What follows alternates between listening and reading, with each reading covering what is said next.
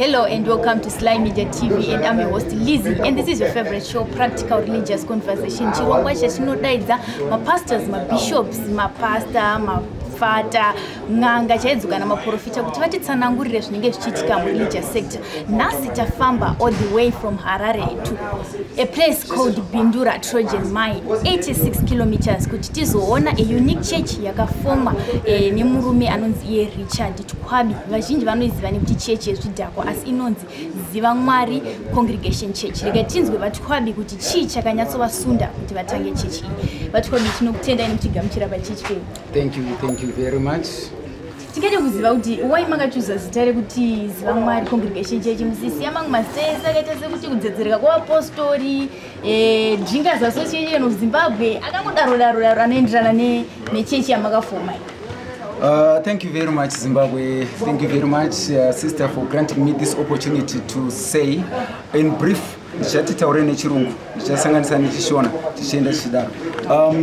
church Ziva Mwari, the name Ziva Mwari Church is all about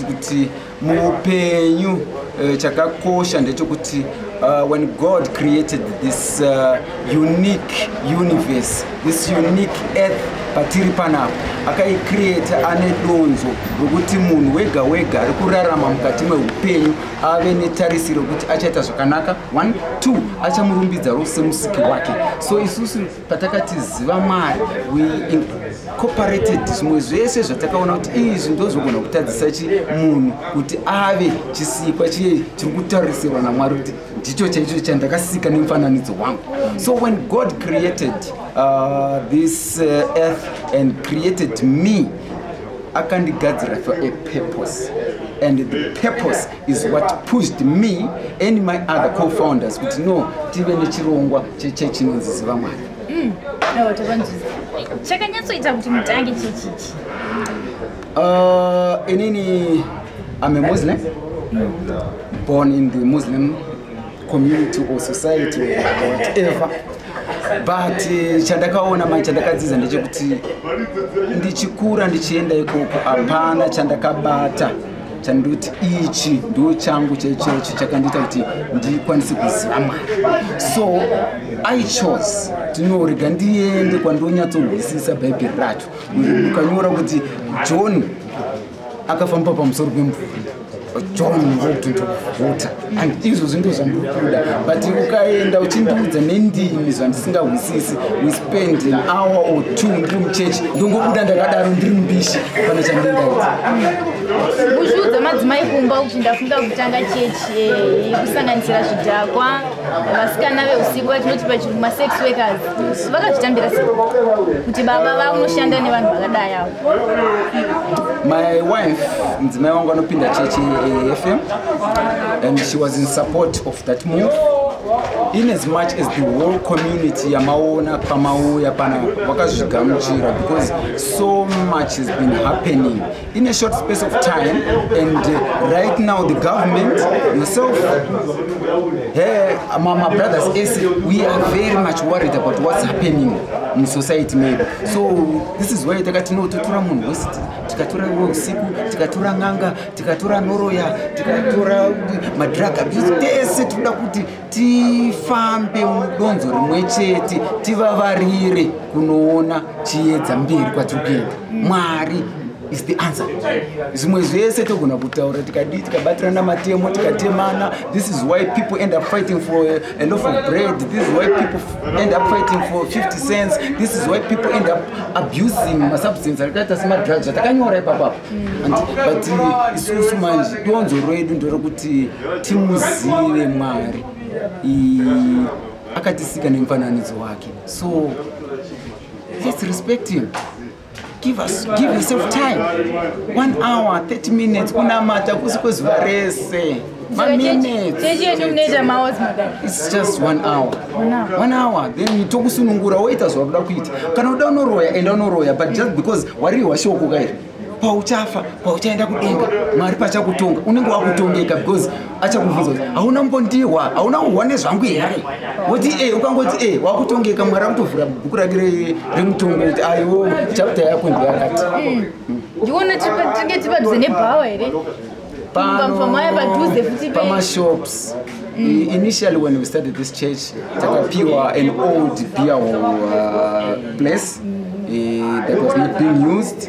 Saka isusu takazoona kuti no vanhu havazokwanisi kuuya kuma families havazokwanisi kuuya because nezvinzi kugawa. So let's look for a place, an open space.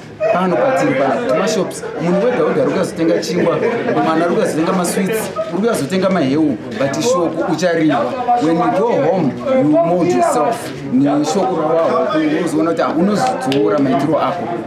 Yes. Pamakatanga mamuri vangani papamakatanga? When we started, yes, fine, but akatanga uchifamba nebhuku tichama toda kuvhura chechi toda kudai mafigures anokwira munhu wese tiriko but in practical manje takuti ngatichinosangana naye. Yes, takatanga tiri vashoma. 40 people attended our first church service, but as time goes on izvezvi tichipedza last week more than 400 vanhu vakauya pana because we did an anniversary. Yes, the whole people vanouya and vanhu paneka kunyara kai kuti ndokuenda kuchechi inonzi ndezvidhakwa, but hatichazvizvidhakwa manje taavanhu vaMwari. Yes. Okay, chimbodzoka panyaya dzedressing idzi. Ndanzwa mucharo kuti mune vakasikana veusiku vanhu here vakapfekawo zvimini zvavo kana kuti pa1 hour ipapo vanouya vakapfeka zviri nani. This is why tati isusu shoko raMwari rinoumba munhu. Initially tichitanga, yes, we had cases akadaro, but right now vanhu vakuriwa shoko rima. We building, we molding people, we actually overhauling behavior, attitude yemunhu. So people, yes, vakuhwisisa now. This is why vakapfeka madress marokwe marefu. After the 1 hour, chenda unoita zvokuda kuita, but at least unomunika kuhlambichana kuti zvandakuita izvi neshoko randahwari hazvichafambira. Tanzwa muchara zveshoko ndimi futi pastor here panapa kana kuti? No, I'm not a pastor. Like I said, I'm a Muslim. I'm trying to kudzidzawo futi. Handikwanisi kumira pamberi pevanhu ndichivaudza nekuti muX makanzi zvakati because handisati ndakuriziva. This is why we end up hiring. Hire pastors from different churches. Vacho vane zodzo vacho chiuyai kuno mutiparidzire, chiuyai kuno mutidzidzise tikwanise kufamba. This church Ziva Mwari, it's an academy. It's a stepping stone into the real world. Yes, ukarihwisisa shoko now. When you understand shoko raMwari, isusu Ziva Mwari hatipo pakukubata. Chinda kwaroda kuenda. You want to go to AFM? Enda asi wane pekutangira. Uda kuenda kuzayota? Go asi wane pekutangira. Uda kudzokera kuti Muslim? Go asi wane pekutangira. This is how we are. Chimbodzoka kumashure sho. Zvozoti kana chinjese chitanga pane ma-problems anikachitika. Tamunzwa muchiti mubhuku vanhu vainyoresa vari kuma-90 asi kwazouya kana 20. Ndiyani matambudziko amunoti mimi maisangana nawo muchiri kutanga chechi? Tichiri kutanga chechi, munhu wega wega anomaduro ane kakushoreka kanengari. People vanokutarisira pasi. And believe me, when we started this church 2022, 1st of May 2022, it was during the COVID period time, and because the government yanga in stipulated regulations about the COVID thing, sakataiwana ma challenges about gatherings and things like that. But this is why we also had a challenge way back. As kabuda ma newspaper wanokazwerenga no, we wanted to go and launch a church in Harare for Mashwedi, but titantine ma challenges iwawo because the government wanted us to meet stipulated World Organization standards. But no, time period of COVID, all that hiccups, and we never managed to go to Harare. But anyway, as time went on, this is why we are here. We turn stage. People now understand us. Even if the police it's not a secret. I'm quite sure the whole Zimbabwe knows. Chero ukaenda pasi pegomo, ukaenda pasi pedombo, the way Ziva Mwari ichitangorina pia usipawuri. Okay, chimbotarisa mandanzwa muchitaura zvekuti maida kuvhura chechi kwaRarare. Chakazoita kuti musazonyanya kurambe muchifambira nyaya dzacho after COVID.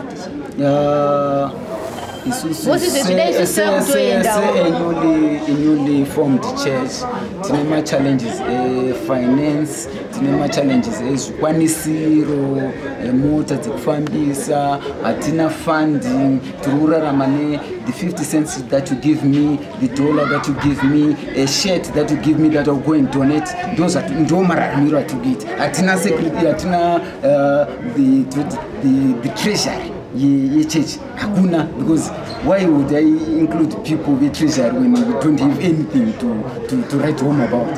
Tiongorarama and church chaitwa papa. Pachabiswa marempiro. Tikapiwa marempiro itabuda maybe $10 or $12. We take that money to ichengeta. We want to spread our wings out. We want to embark on our outreach programs. Tutora the $10 here watipa you. Tunotenga zvokuda kutenga, tunotenga mafuta, tunotenga machanks, tunotenga beans, tunotenga chibagi. Tushandisa mari iyoyo. Ndova ndachida kusvika papo kuti munoitwa here zvekubvisa taiti, zvemachichi. Atiko ikoko, hatisi pakumbunjikidzana. The society is large, the whole country is large. Iri kuchema about monies. Right now maybe pay $20, amuna, kana $10, amuna. So why would they go into a pocket feeder and say I will chibisa $40 per month? Ununguchiwa nepi. Ati now we don't want that. Kuno atina mtemo, atina madoctrines ekumbunjikidza vanhu. Hakuna. Kune mwe munhu kunzwa kuti zvakutotiza chechi yake ingava Methodist, ingava Zayoja, ingava Roman Catholic, angava yo ministries manyowani. Kuti machechi zeda kutonge business so. Ngodai taidzi, ngodai chakadai, ngodai chechi dendo wakati makufana kubvisa mari. Akauya nhasi asiri chidhakwa, asiri mukategori yavasikana veusiku. Munomutambira here kana kuti tinomutambira chatomukurudzira ndechekuti next month tine outreach program yedu yatinoda kuenda ku old people's home. Kana une zvaunazvo tipewo tikwanise kuunganidza zvinhu. Right now I'm happy to say that tine zvinhu zviri mukati meshopu because zochengetesa mukati tine hembe dzatinoda kutsvaga in old people's home, and I'm happy to say that ndakaita consultations we've told kurushinga there's an old people's home in Rushinga there. Yes, I made my application letters kuti tikwanise kunosvitsawo zvinhu zvedu zvatinazvo izvozvo zvoenda kurushinga kune vanhu vari kutambura. Right now I'm seated here, maybe after the church I will go and buy 2 my beers, 3 my beers, 4 depending on my pocket, but at the end of the day kune munhu asina. So why don't you out of the 4 beers that you want to drink today, drink 1 kana kuti 2.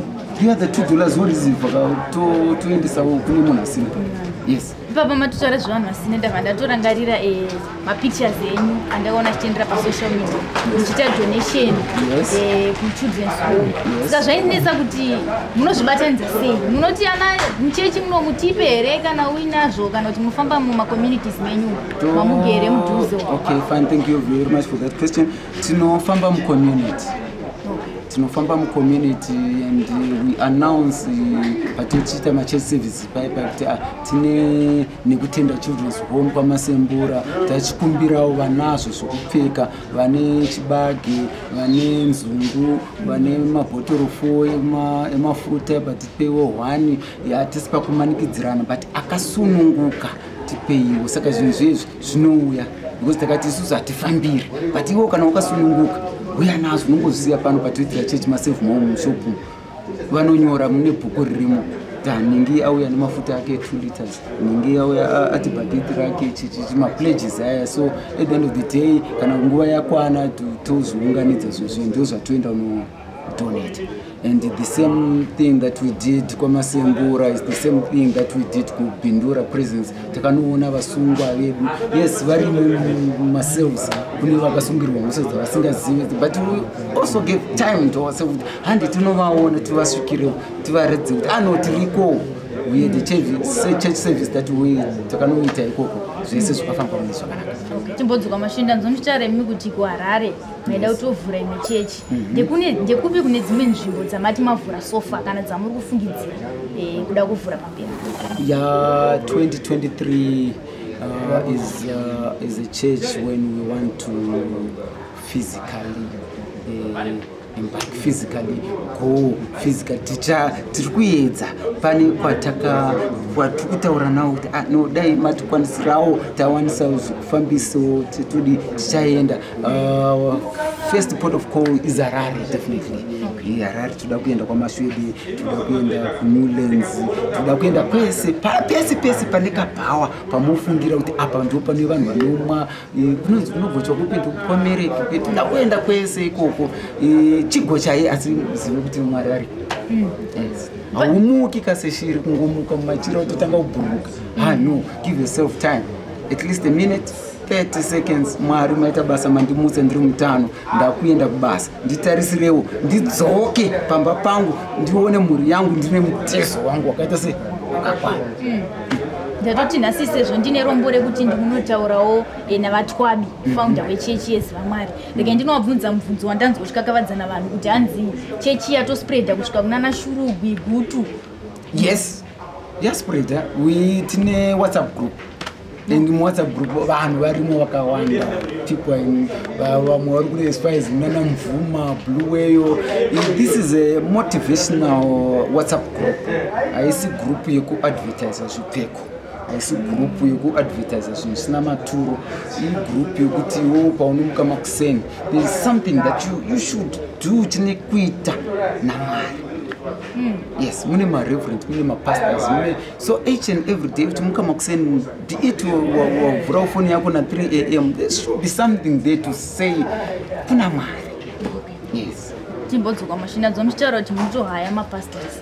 Yes. Munomabhadhara here kana kuti zvaMwari? Initially when we started this church, taiti whatever we collect, taita thank you very much nekufamba kwaita kuzotibashoko.